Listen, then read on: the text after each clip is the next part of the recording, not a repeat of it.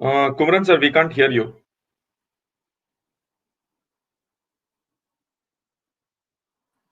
Okay. Yeah. Okay. Good evening. Uh, Greetings for the day. Warm welcome to all. On behalf of Jaya Group of Institution, it's my pleasure to welcome you all for this Skillfest webinar series. Today we have webinar on data in action. So today we have Mr. Venkatachalam Ramakrishnan. Uh, uh, uh, he's going to deliver on data in action. So when you say brief about Venkatachalam. Venkat is a proud alumnus of JEC Madras, and he went to do his PGTM from IIM Lucknow. Throughout his 15 plus years of working career, he has played roles ranging from insurance sales to banking analysis to more recently as a chief data scientist for a travel client. He will be sharing some inputs on this domain and what could be potential career options for students as well as working professionals to pursue. And before getting into the session, need to have a kind of instruction like at the end of the session, you can find a feedback form link on top of the chat box as a sticky note. I request every participant to click on the link and submit a feedback form. Upon the e-certificate will be generated and register your mail, and you will receive the e-certificate within a maximum of 4 to 5 days. I request everyone to type your name in the capital letter and type the valid email ID, because some of the time the participants may not receive the certificate because they have mentioned the wrong email ID. And the technology used here is purely rely on the strength of local bandwidth. If you have any audio and video issues, kindly click the reconnect button. It's placed on top of the screen. Don't leave the room. Do not close the window. Otherwise, the connection will expire. Due to some issue, you came out of the webinar room. Again, you have to register and click the webinar link to connect with us. If there is any technical glitch in our side, we will back in 20 to 30 seconds. So you do not leave the room or close the window. We will take the questions at the end. If you have any queries, please type your questions, and you can select the option key, select the Q and A mode, so that we will get the question easily. So with this short note, I once again welcome Mr.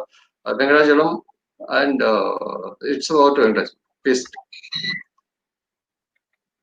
Right. Am I audible? People who can hear me, just comment yes on the chat box. I will be able to see. Professor, I'm sorry for the delay. Shall I Okay. or Yes, ma'am. Please, ma'am. Just a minute.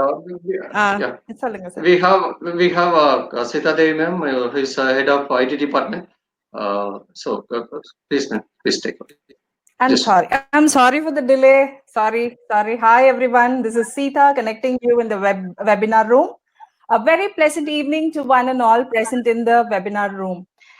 As there is a saying by Gandhiji, live as if you were to die tomorrow. Learn as if you were to live forever. I think this quote has come true in spite of the lockdown. Learning has not stopped. It's nice to see such a lot of participants from all around the state and the country to join this webinar for happy learning. Ladies and gentlemen, it gives me immense pleasure to once again welcome all the participants on behalf of the management, principal, and staff members of Jaya Group of Institutions to the Skillfest webinar series for the today's topic on data.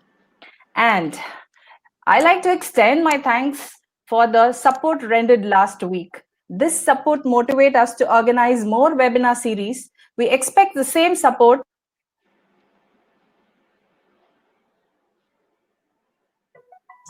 The technology used here is purely rely on the strength of your local bandwidth.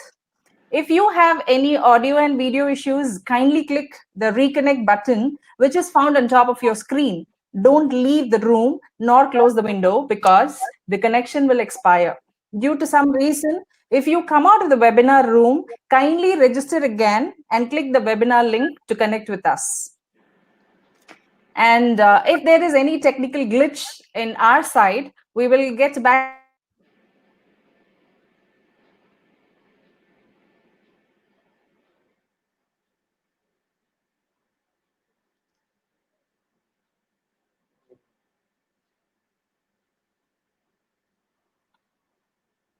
Venkat, Yeah, I can hear you, sir. I think. yeah. You can go ahead, Venkat. I Okay. think there's a problem, madam. Okay, no problem. I'm audible for everyone, right? Because I've seen people typing yes. So I will assume I'm audible unless stated otherwise. What I will also do is, as a precaution, I'm just going to switch off the video so that we save a bit of bandwidth. Right. Let me also start the presentation. Kumaran sir is the. Yeah. I'll do it. Yes. Perfect. Yeah, I can. I have the control. Yeah. Right. So thank you, Kumaran sir. I have known Kumaran sir personally for about 18, 19 years now. Passed out of Jaya Engineering College in 2003. And at that time, Kumaran sir was the HOD of the MCA department. The MCA guys had the privilege of being taught by Kumaran sir, which was one of the reasons why we were jealous about them. There was also another reason why we were jealous about the MCA students back then, because they got the newly constructed building of Jaya institutions, whereas the engineering students were in the older building. Anyway, that aside, thank you all for joining today's webinar. I was not entirely sure about the profile of my audience, so I would take the baseline of, say, a second or third year engineering graduate and accordingly tailor my next 55 minutes or so. Apologies if it sounds too basic to some of you, and sorry if it is a bit of overhead transmission to some. In the end, whether the session felt like an engineering drawing class or a digital signal processing class, either ways, do leave your feedback, as that would help me personally improve better later on in future. Right. Coming to today's topic, data in action. Now, the reason why I took this topic is really simple. Every action that we do today, right, whether it's consciously or unconsciously, generates tons of data. Data is like omnipresent. It's all pervading. From a simple game that you play on your mobile device to the searches you do online, to the selfies that you take on your mobile camera, we generate tons and tons of data that is captured, that is stored, and can be potentially analyzed, or it is already being analyzed for various purposes. Back in 2006, there was a British mathematician by name Clive Humby. He was working in a supermarket chain store called Tesco. He was running a loyalty program called the Tesco Club Card. Think of Tesco as our Reliance Fresh or the Big Bazaar equivalent in UK.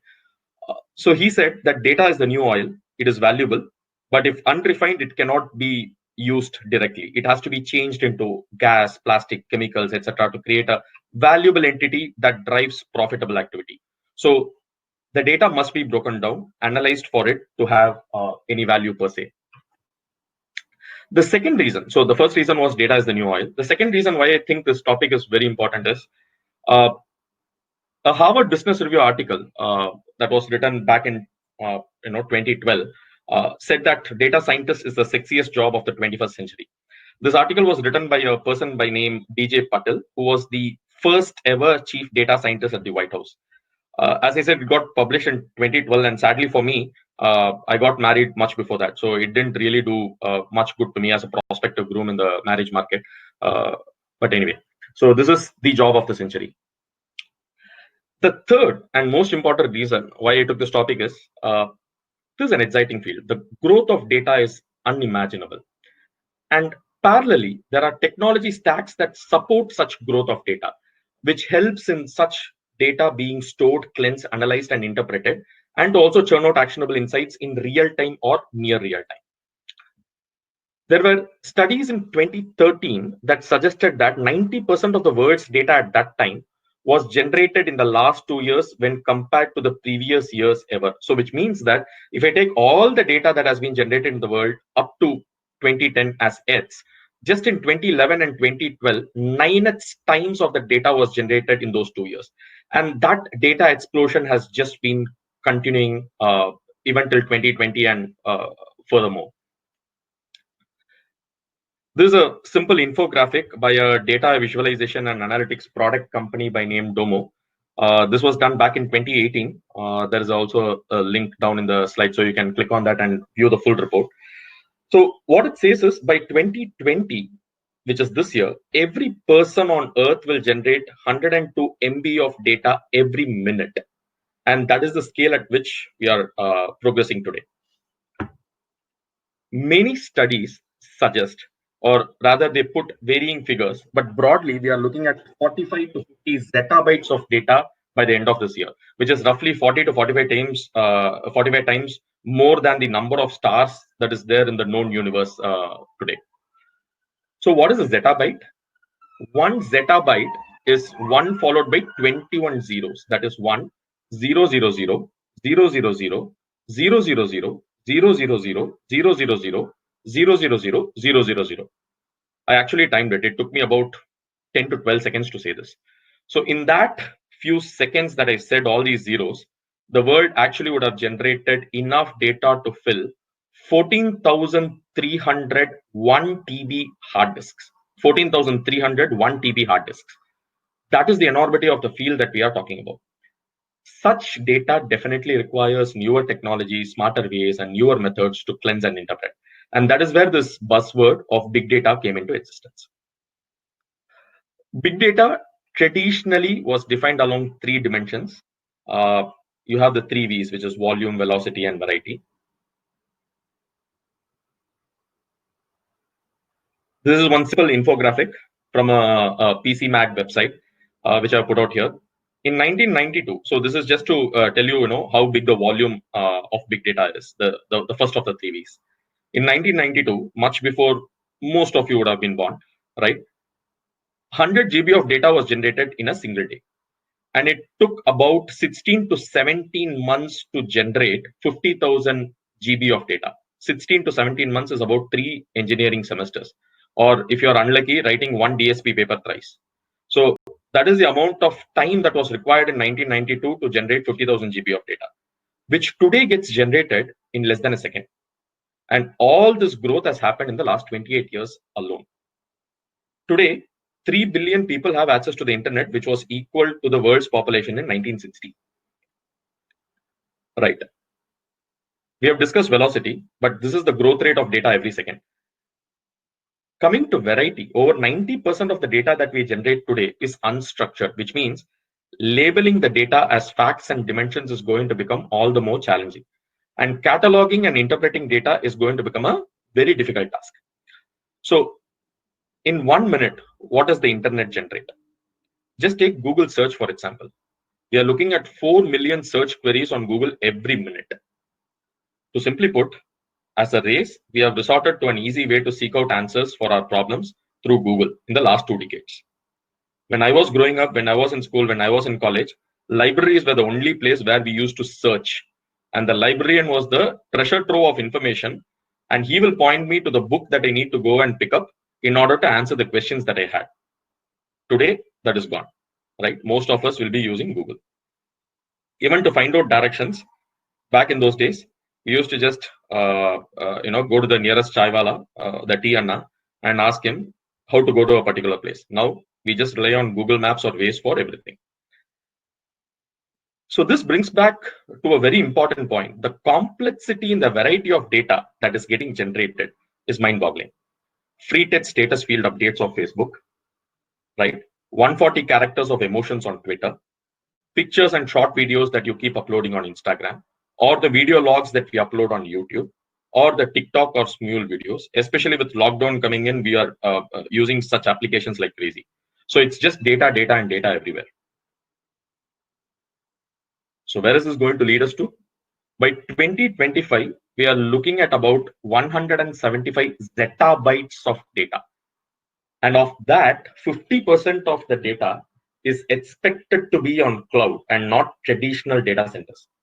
So, and of this 175 zettabytes, nearly 30% of the data will need near real-time processing. This is what a study by Seagate says. What more, 90% of this data will be unstructured, and 6 billion people will be interacting with data one way or the other. And there is going to be data generated every 18 seconds by a connected person by 2025, right? Very quick trivia. If you want to learn a bit more history about big data and how it arrived, you should look at a MapReduce white paper of by Google back in 2004. And that formed the basis on which Hadoop was inspired. So I have linked it here. You can read it at leisure. So coming to this main topic, now that we have the context set, why data is so important, who is a data scientist, right? We say data is the new oil and this has to be mined. So how can we build a career in it? Let me begin by defining what exactly a data scientist does. Many would have seen this, right? I saw a TEDx talk recently where someone hilariously commented, a data scientist is a slightly better programmer than a mathematician and a better mathematician than a traditional software engineer. And after working in real life with a few data scientists, I might tend to agree with that. They are neither here nor there. So they are slightly better in math than a traditional software engineer or a regular software engineer. And they are slightly better programmers than a mathematician. This is the Venn diagram that you would have seen or you might end up seeing whenever you Google for what is data science. There are three fields that converge to synthesize a new race called the data scientist. One is computer science and IT. Second is math and statistics. Third is domain and business knowledge. That's very, very critical. So computer science plus domain is where software development happens. Computer science plus math is where machine learning happens. Math plus domain is where traditional research happens. And the combination of all three is where data science happens. This is another view of a modern data scientist. If you look at it, he knows a bit of math. He has a bit of domain knowledge. He has a bit of programming and database skills. He also has a bit of communication and visualization skills. Net, if you ask me, he is something like this. This is my favorite dish called avial. So if I have to draw an analogy of a data scientist, he is nothing but an avial. So it's a dish which is a conglomeration of many vegetables with no single vegetable standing out. So data scientists and sometimes their work is also pretty much like this dish. So they do a bit of many things like programming, domain knowledge, math, reports, visualization, communication, etc. How does he look today in real life? So if you take real life examples, there was a study that was conducted, I think, in 2018, using a sample of profiles that was gleaned out of LinkedIn, who had titles called data scientist. It seems to be a male-dominated, but however, for no good reason. It's a fairly new profession as evidenced by the number of years of experience that the data scientist was possessing. Mostly the programming language of choice was R or Python. 75% of them either had a PhD or a master's degree. Though personally, I don't think a master's degree is a must. As long as you have a flair for numbers and can think deeply logical and make sense of data, anyone can pick up data science. I will take you through how I have seen the evolution of data science personally in my work experience. So I switched to data science back in 2007. It wasn't really called as data science or decision sciences or machine learning engineer at that time. Those terms weren't that prevalent. So we were called as a simple database marketing team who were supposed to rummage through millions of banking transaction data to understand who has the potential to buy a credit card next or who might attract from the portfolio. At the end of the exercise, most of which was business rules driven, we used to produce a calling list that will be then shared with the sales agent or the relationship manager. The sales agent used to religiously call the list and check if the customer is interested in the product and accordingly make the sale. Normally, this journey of analytics is what any organization which is embarking, trying to use their treasure trove of data that is available in their source systems or the data warehouse will do. So they will start small, invest in a couple of analysts who will create such calling lists.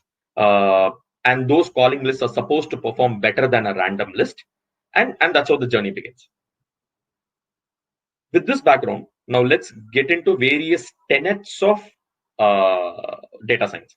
I'm going to use the word analytics, data scientist, decision science, ML experts quite interchangeably. And depending on whom you talk to in the industry, you will get various definitions for their job function. But for the purposes of webinar, let's just assume they all mean the same. So let's put a framework of for data science. Quick time check. I think we are 25 minutes into the slot. Yeah. Okay. So Simply Learn, which is an online learning website, they have put out a nice framework on how typically a data science framework works. So it all starts with a business problem. So this is what I would call as the top-down approach. Rather than using the data that is there in hand and to start looking at the insights, if you start with an end goal or a business problem, it becomes a lot more easier. So start with business interaction, start with an end goal, start with a business problem. Once you know the business problem, you go on to do what is called as data acquisition. So data acquisition is, in order to solve the business problems, what are the various sources that I can go and glean data from, and what are the other relevant data sets that I can bring in to help solve the problem. So that is data acquisition. Then comes data preparation. This is a wide subject in itself.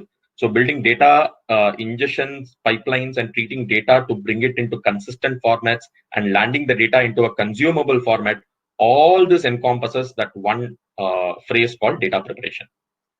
Then comes exploratory data analysis. This is where you torture the data for patterns, insights that you can use, select features that can potentially influence or solve the business problem in hand. Statistical data modeling. After building the features, next comes the actual algorithm. Most of the algorithms are available as pre-built libraries in programming languages today. The skill now that is required is to interpret the results that come out of these black box models. And understanding what goes within the model is a nightmare in itself. And hence, it is all the more important that a data scientist should have a good grasp on the various ways in which the results can be interpreted. Then comes visualization and communication. So presenting the model results and explaining the same to the business user. And then finally, deployment and maintenance. Now, I would like to add, or rather highlight, a couple of more points which I think is relevant in this entire DS framework, the data science framework.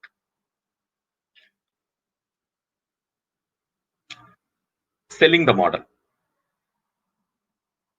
This is a very important step because a data scientist should be able to know how to explain his model in non-technical terms to business users.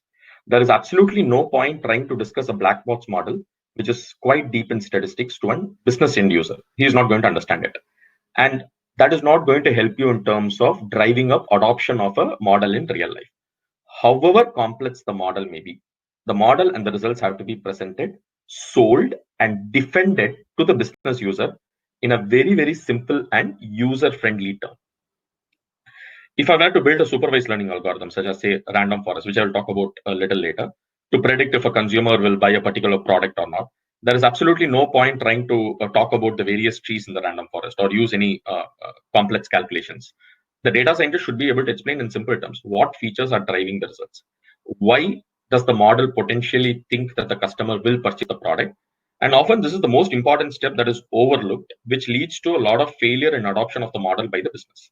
And I've seen many programs, being shelved because the business was simply not able to gain the confidence in the output of the model that the data scientist was building. So selling is a very important skill set that needs to be added into the DS framework.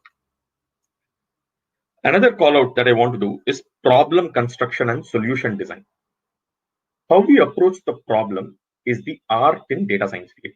If you have a data set, there is absolutely no point blindly running algorithms on top of it. We need to construct the problem right and evangelize a neat way to build a solution on top of it. This is a separate session in itself, so let's not get too deep into it. And then one more call out is on DK, test control, and retraining.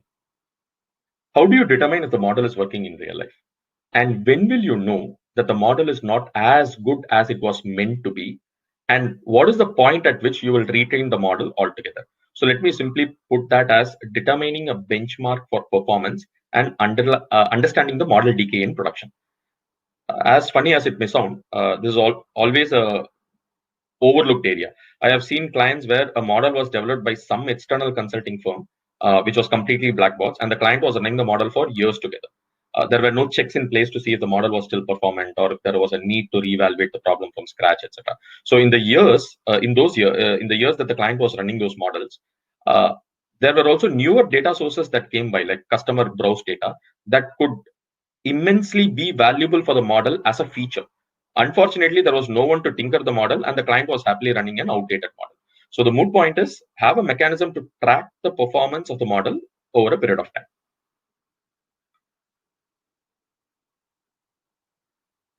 Right. Now, with all this, whether you're all confused or very clear, I'm hoping most of you would want to explore this field and build your careers in it. If that is the case, you can stay on. Or if you think data is not for me, you're free to log off. No problem at all. So I'll just pause here for a second.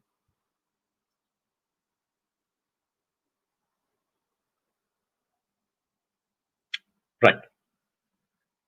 So I'm assuming people are interested, whoever has stayed back, and I will continue.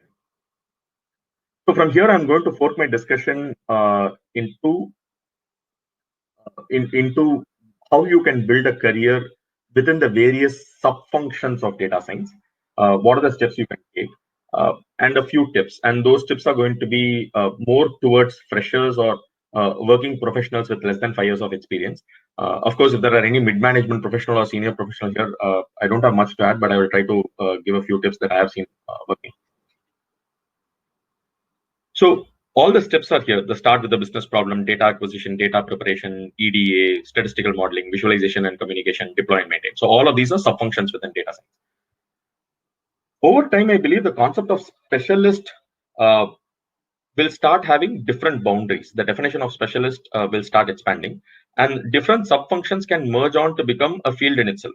So rather than going deep into one particular dimension, companies will actually look for individuals who can potentially play more than two roles. Like, for example, they might expect a data scientist to also be a pre-sales person, right? Or do some consulting, work for a month or so in order to win a client. Or they might expect a business analyst to also play a role of a data scientist. Or they might expect a pre-sales person to also play a role of a delivery manager. So the role of specialist in a particular sub-function will evolve over a period of time, and it's always safe to be well versed with more than one sub-function if you're going to get into the field of DS. Nonetheless, let me look at the world as it is today and the various options you have in terms of career. So first up is business interaction role, or start with a business problem. This is what we popularly term, the titles that you will get in various companies are business analyst or a functional architect. Typically, a fresher or someone with less experience might start off as a BA, business analyst, and over time progress to become a functional architect who can evangelize business roadmaps, technology roadmaps at a very high level, and can also support business roadmaps, go on to become a scrum master, project delivery manager, and so on. What are the key skills one need to possess? First and foremost, the most important skill is understanding the business. There is a world of difference between theoretical reading and practical application of business concepts. And I can tell you from my personal experience, I knew what a letter of credit transaction was theoretically, but when I first started working in a bank, to do my first letter of credit transaction, it actually took me 20 days to get the documentation right. Such a simple transaction to execute, it actually took me close to a month. So how do you acquire deep business function knowledge? You can acquire either by working in the business function teams as well as augmenting it through theoretical knowledge. Take banking, for example. If some of you are able to get into an IT function of a captive unit or of a bank, that is the best place to learn banking. To be a good, well-respected business analyst, you should aim to know at least two domains. And pick two domains which you think you're comfortable with, be it banking or retail and manufacturing. And in your first 5 to 6 years, focus on those two domains and try to get into projects that will be helpful to acquire those domain knowledge in your profile. The second most important skill set is converting the ability to convert business problems to technical requirements or data problems. For this, some amount of hands-on technical experience is a big plus. Some of the successful business analysts that I have seen were programmers themselves, and that helped them to quickly give business users the answers that they were seeking for, whether the problem at hand and the solution for that problem has a technical feasibility in terms of so the BA also starts looking very nice as a SME in front of the business user. He will not go and go with an answer saying, "Let me check with my technical architect and come back." He will be able to take a call then and there. So that is how you gain respect in the role. So being hands-on technical is a big plus for this role. Some of the tools that you can learn and equip yourself with to become a good business analyst: Excel, PowerPoint, very importantly, soft skills. If I had to pick one, I would say soft skill. And by soft skill, I wouldn't mean speaking grammatically perfect language, but good enough for others to understand clearly. What is your typical career progression as a BA? Well, you can progress from a BA to a functional architect and then to a business architect or consultant roles. Or from a BA, you can get into product owner roles. Else, you can take up delivery management roles after being a BA. So, like a Scrum Master, a project manager, a program manager, a delivery manager, and so on. Right. So that is on the business analyst or functional architect role. Coming to the next one, this is a very, very vast and wide subject called as data pipeline engineers, which is data acquisition and preparation. Data preparation encompasses source identification, coming up with something called as data cataloging.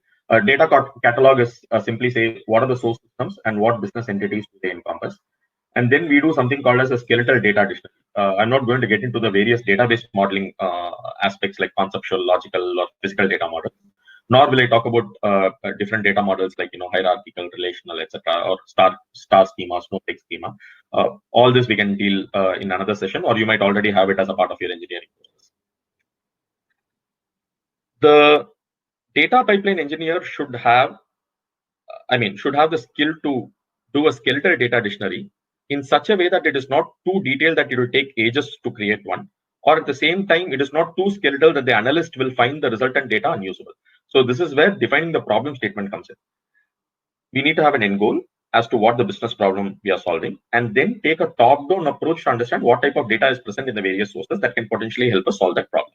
Else, we will get into what is called as data merits, and unraveling from there and traversing the data glut will make us lose our precious time. Now, once source identification, data cataloging, and skeletal data dictionary is done, then comes the most important piece, which can also happen in parallel, that is the solutioning bit.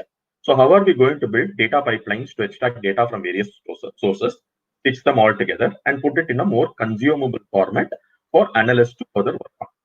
This extraction, load, and transform process of data and building a pipeline that can seamlessly do it, that is what is popularly called as ETL engineer. And you can look to skill yourself in one of the ETL tools that is listed here. So what you see on the slide is from Gartner's Magic Quadrant of last year, right?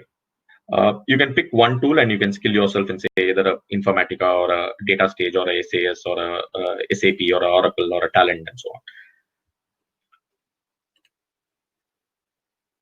There are also some new age pay-as-you-go cloud native tools that are available today. For example, AWS Glue, and it is worth exploring that too. One call out here, if you have to pick one fundamental skill set, irrespective of what tool you will end up working with in real life, that skill set, according to me, is writing good, decent SQL queries. And for that, a strong understanding of the underlying data, how duplicates are there, what kind of data quality are we working with, indexing, etc., is all very, very important. A tool expert, at least to me, means nothing without a strong SQL skill set.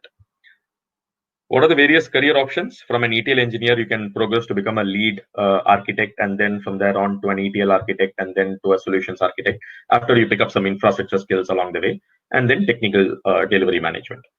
So that's broadly the domain about data preparation, data acquisition and preparation. Coming to exploratory data analysis and visualization. All right, I'm going to club this along with BI reporting stack simply because most of the BI tools today have the capability to do EDAs, exploratory data analysis. Typically in IT industry, such roles are called as BI report engineers or as data analysts. Broadly, analytics can be classified into three vectors: descriptive, predictive, and prescriptive. Now, descriptive analytics is using data to explain what has happened. Predictive analytics is using data to forecast or predict what might happen in the near future. And prescriptive analytics is trying to tell how should you react if an event occurs.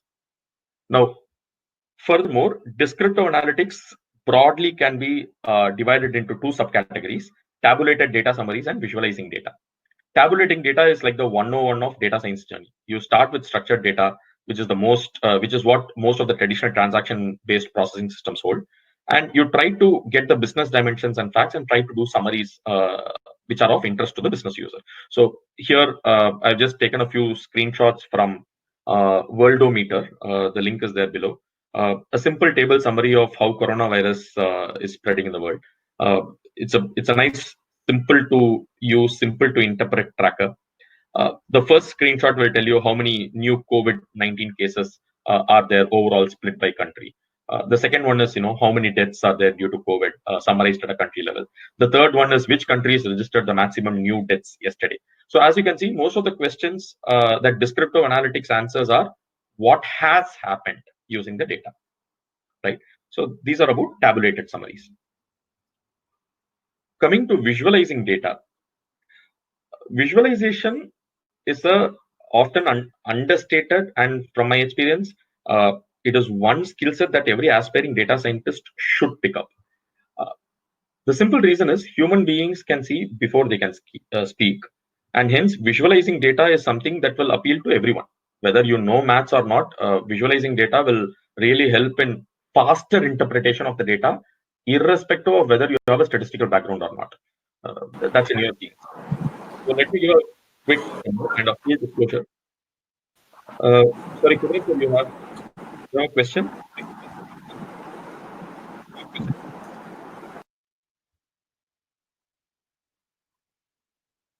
Okay, let me continue. So full disclosure, I've straight away lifted the next section directly from a talk by one of the top data scientists in our country by name Yes Anand. He is the CEO of a company called Grainer, which is a Hyderabad-based data visualization company. So if time permits, please go through the website and also go through his YouTube videos. So let me straight away show what he did in that YouTube video. Can you guys quickly count the numbers that are below 10 in this? Just post it in the chat window. Just take a guess within 10 seconds.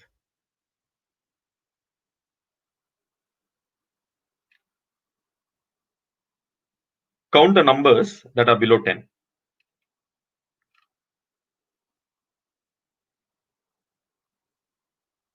So I get an answer as 3. Anybody else who wants to take a guess? 18. So I have a 3, I have a 18, I have a 20, I have a 7, I have 11, I have an 18, I have an 8. I have another 8, I have a 9, I have a 9, I have a 30 plus, I have a 15, I have a 7, I have an 8, I have a 9. Right. So let's take a pause. So we took about 30 to 45 seconds for this exercise. Now, if I do a simple, a very simple conditional formatting on this and just color the numbers which are less than 10, and then if I ask you to guess it. Now, can you count or guess the numbers that are colored in green?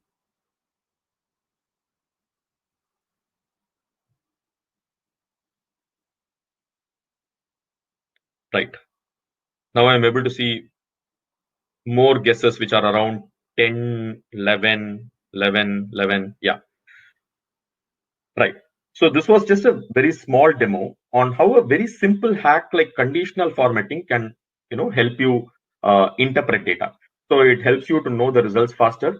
It is also more accurate, and it answers your questions a lot more quicker, right? There are many visualization tools out there in the market, and you can refer again to the Gartner's Magic Quadrant to see which are the tools that are there in the leaders, challengers, players, and visionaries category. The market leaders are Microsoft Power BI, Tableau, Qlik, and TopSpot. So you can pick one and learn. I will also show a quick screenshot on the art of the possible using visualization. So this is a screenshot. This is actually a screenshot from Domo, who's a BI, who's one of the niche players in the BI market. The link is down below. You can click there. There is a live tracker there. Just look at the amount of information that is present in this single dashboard, right? That is the power of visualization. And that is how we have to use visualization for storytelling. There are geographical heat maps that quickly tell us which countries are the most affected. There are micro charts that tell us what the trend is and so on. A lot of information can be packed in a single dashboard.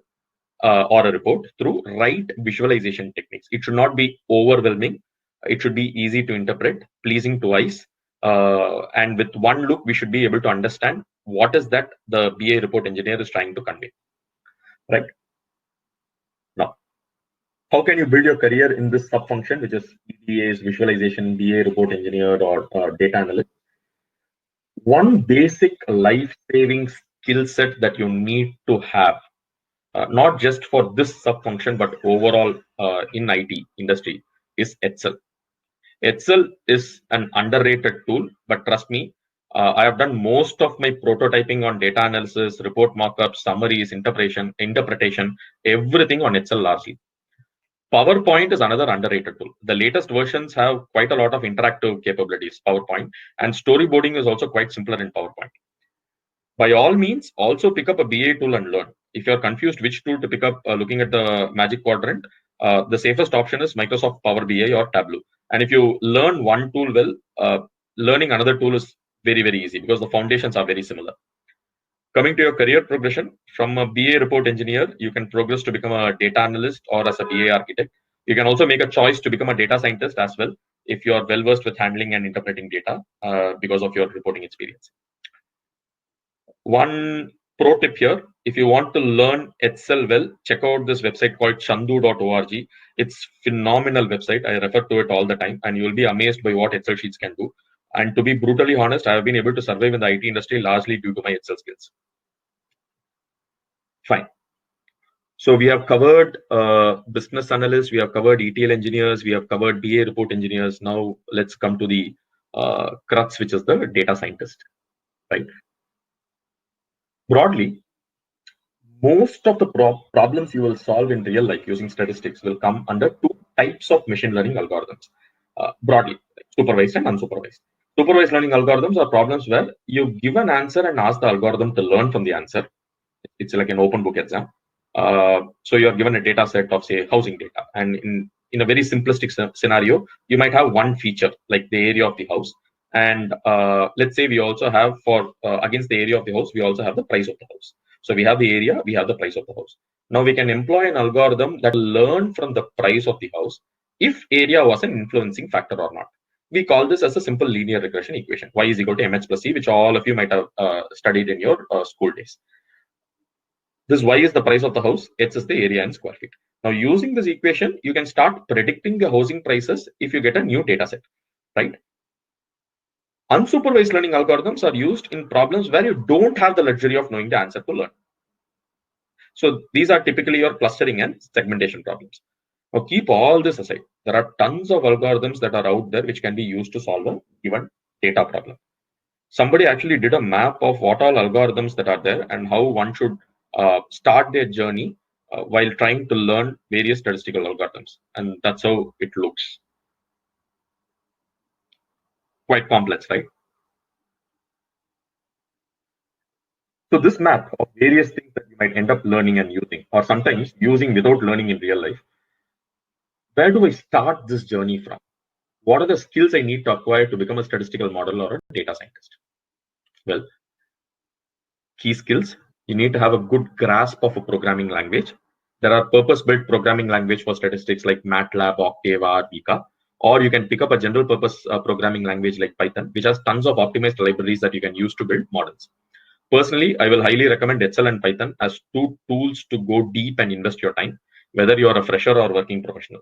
Python is also a general purpose programming language, right? So it will also greatly help to automate some of your real life mundane activities. Next, the fundamentals of statistics and having a deep understanding of 3 to 4 models is an absolute must. Most of the models today are black box models, and it is difficult to make sense of the inner working of the model and to defend your result. That is why interpreting the results of the model, such as accuracy matrices like confusion matrix, for example, comes into picture. Then comes the art part of data science, which is problem construction and solutioning. There is no point blindly running an algorithm on a data set. Constructing the data set in such a way that it is contextual is something I find lacking in most people today. So how do you develop this skill set? We will see it in the next slide. Coming to your career options, on a lighter note, a data scientist is born as a DS, lives as a DS, and might probably end up dying as a DS. writing several lines of code till the end of his career. But in recent times, there are newer senior roles that are emerging, like principal data scientist, where you tend to lead a team of DSO, or ML architect, where you evangelize a data problem and its solution end to end. And then you can progress to become a chief data scientist or a chief data officer or a chief analytics officer. So there are options. Of course, this is also a very lucrative career path at this point of time. So definitely you can explore this subfunction. Right. Where do you start? For a fresher or for someone who's a working professional with say 5 years or 10 years of experience, there are a few links that are there on the site. To learn Python, there are some good Udemy courses available. Once you know the basics, so, I personally use something called as projectoiler.net. This has, I think, maybe thousands and thousands of mathematical sums. And there are a good set of problems that you can solve programmatically. You can use brute force initially to solve some of the problems that are in projectoiler, but it will force you to think smarter because your machine time will become a constraint over a period of time. Say, for example, you have to sum all the prime numbers that are below 1 billion. You can use multiple for loops and do it. It's just that it might take, say, 34 minutes to run. So you will be forced to think a little smarter, write your algorithms a little better, so that the complexity of the execution will come down. So projectoiler will discipline you as a programmer. So learn Python, practice Python. Then coming to data science, I would strongly recommend a course on Coursera by Andrew Ng. You might be able to audit the course for free, I think. I have done this about 3 years back, so I don't know if it is still free. And once you get a good grasp of a few supervised and unsupervised learning algorithms, download the data sets that are available on websites like Kaggle and try to solve it. Once you have solved it, also check out what the other data scientists have done and look at their notebooks also that they have uploaded on Kaggle. Lastly, I strongly believe in this learning pyramid. By teaching what you learned, you will tend to retain and sometimes even understand better the concepts you learned.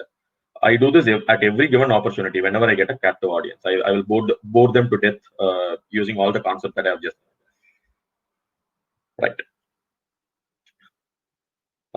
We are almost nearing the end of the presentation, so this is my final slide.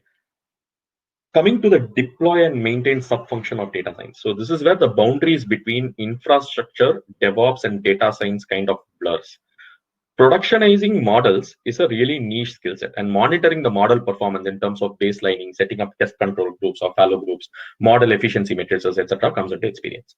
Now, DevOps is a much more broader function than that, and it is a well sought after, well paid job currently. And it is the entire system's ownership rests with this function. And with the advent of cloud, it is also a domain that you should look out for in future. So check out some AWS and Azure certification courses if you want to make a start. And for model productionization techniques, check out papers on container-based productionization and API-based real-time pipeline integration stacks. Right. So with this, we have come to the end of the session. For a change, I have been able to stop at least 8 minutes ahead of my time slot. So which means we are open to questions now.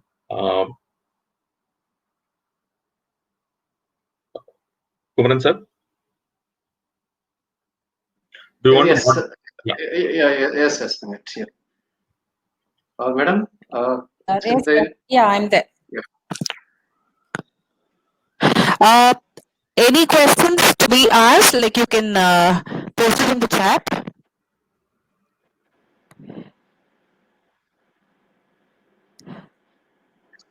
So there was a question. What do you mean by data tunneling? I mean, there are newer and newer terms that keep coming, right? So everything that is coming under pipeline ingestion.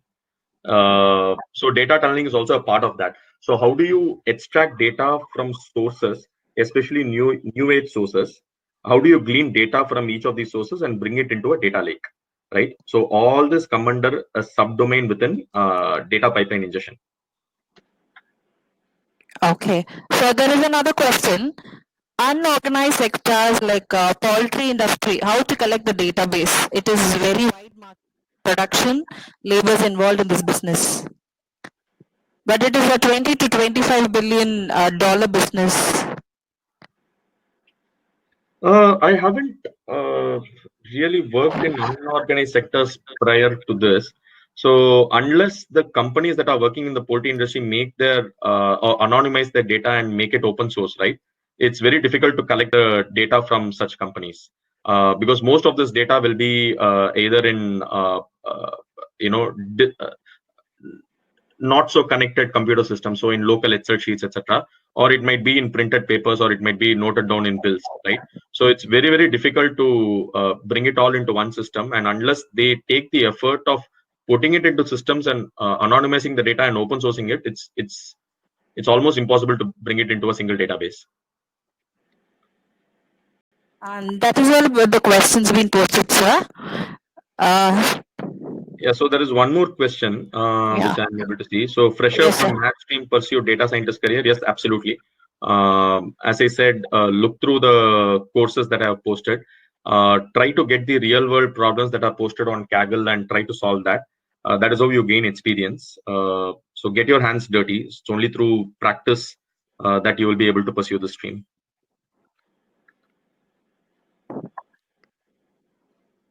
Thank you, sir. Thank you very much, and it was a really an informative session. Thank you for sharing your knowledge and time with us too. As I had some problem with my internet, I couldn't just introduce our speaker. I'm sorry for that. And I now take up the opportunity to just introduce you. Sorry, Venkatachalam sir. I'm sorry.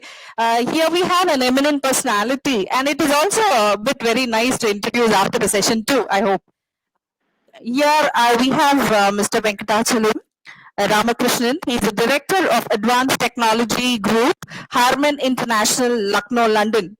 He has pursued his engineer's degree in information technology. I'm proud to tell he's our alumnus. He's from Jaya Engineering College.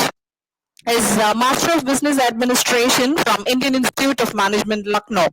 He started his career as an area sales manager in ICICI Prudential Life Insurance Company Limited and played various roles as managers in Citibank, India. Associate Director in Happiest Minds Technologies. He has 15 years of experience across BFSI, betting and gaming, travel and retail domain. He has played vital roles in data science, engineering, product delivery, service delivery management, sales and sales management. He has sound knowledge in business analysis management, SQL, SDLC, CRM, banking, etc. It goes on and on. With this short introduction, I'd like to thank Mr. Venkatachalam for his valuable presentation, and it was really an amazing session. We'd like to tie you back again for another webinar or seminar, which is possible. Thank you so much, sir. And we had a very good feedback too, and it was a very valuable session, and it was very useful too. So thank you so much for connecting with us, sir. I take up the opportunity to thank our chairman, Professor Dr. A. Kanagaraj, Secretary Madam, Mrs. Vijay Kumari, Vice Chairman, Mr. K. Navraj, and our Joint Secretary, Mrs. K. Deena, for their support. I once again thank our speaker for his valuable presence with us. I thank the participant for their kind cooperation and support. So thank you once again. And I like to just give some information about the feedback form. And the feedback form, here at the end of the session, you will find the feedback form link on top of the chat box as a sticky note. I think you can see that. I request every participant to click on the link and submit the feedback form. Upon that, the e-certificate will be generated and reaches to your email. You will receive the e-certificate within a maximum 4 to 5 days. If you are not able to receive the certificate, you can write to us. We will resolve the issues as early as possible. In the feedback form, I request everyone to type the name in the capital letter. Whatever you type in it, the same will be printed in the certificate. Also, provide correct email ID. Otherwise, you will not receive the certificate. With this instruction, let us take up the opportunity to thank everyone for being connected with us. And not only that, let's be connected for the next event tomorrow at 11 a.m. on the topic Disrupt, Innovate, and Transform in the era of COVID-19 by an eminent nuclear scientist, Dr. J. Daniel Chalapa. Until this, it's bye from Ms. Sita. Thank you. Stay safe. Happy learning. Thank you once again. Thank you, one and all. Thank you all. Thanks a lot for hosting me. Bye. Bye. Thank you. Thank you so much. Kumran sir?